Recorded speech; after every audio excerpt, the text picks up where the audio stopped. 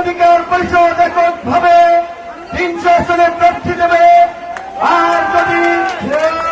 আর যদি দেশের প্রয়োজনে কোন জোট করে, তবে আমাদের যেই সমস্ত জায়গায় এই রকমের জনসমর্থন আছে সেই সমস্ত আসনকে নিশ্চিত করে আমাদের জোট হবে। জোট হোক আর এককভাবে নির্বাচন করি।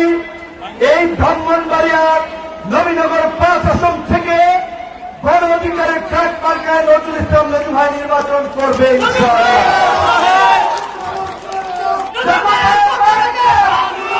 আজকে এই দেশের নাগরিকরা ঐতিহাসিকভাবে রাষ্ট্র পরিচালনার যে অধিকার দীর্ঘ 16 বছর পরে ফিরে পেয়েছে, সেই অধিকার প্রতিষ্ঠা করার জন্য আমরা ছাত্র যুবক তরুণরা লড়াই করেছি, রক্ত দিয়েছি। আজকে স্মরণ করতে হয় এই ব্রাহ্মণবাড়িয়ার সন্তান মোদী বিরোধী আন্দোলনে আমাদের ছাত্রটা হাফেজ কাউসারকে, স্মরণ করতে হয় এই ব্রাহ্মণবাড়িয়া সহ সারা দেশের জুলাই আন্দোলনের শহীদদেরকে।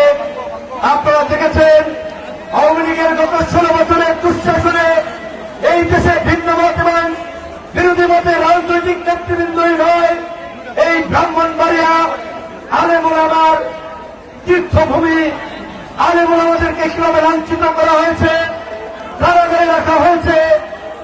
এই ফ্যাসিবাদের নরক থেকে এদেশকে মুক্ত করেছে দেশের সাধারণ কৃষক, শ্রমিক, ছাত্র জনতা।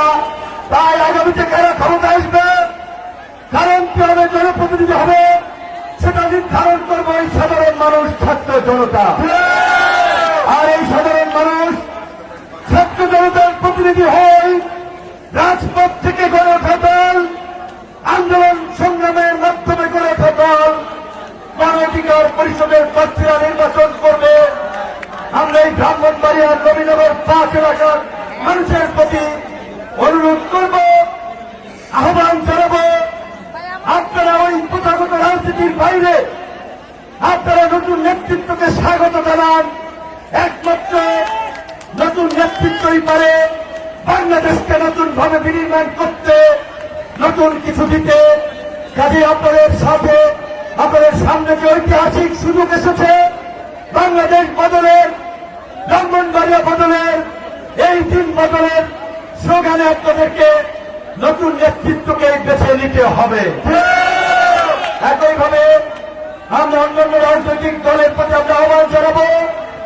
আজকে আমরা দেখতে পাই কোন কোন রাজনৈতিক দলের নেতারা ওই পুরানো ফ্যাসিস্টদের মতোই হুমকি ধামকি আধিপত্য বিস্তারের একটা রাজনীতি দেশব্যাপী কায়েম করতে চায়।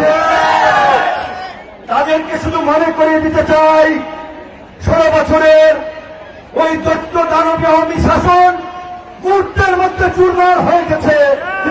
জনগণের প্রতিরোধে নেতারা সীমান্ত দিয়ে, হেলিকপ্টার দিয়ে, নদী নালা যে যেভাবে পারছে খাল বিল দিয়ে পালিয়ে গেছে। কাজে আজকে কেউ যদি জনগণের বিরুদ্ধে অবস্থান নেন, তাদের পরিণতি কিন্তু তাই হবে।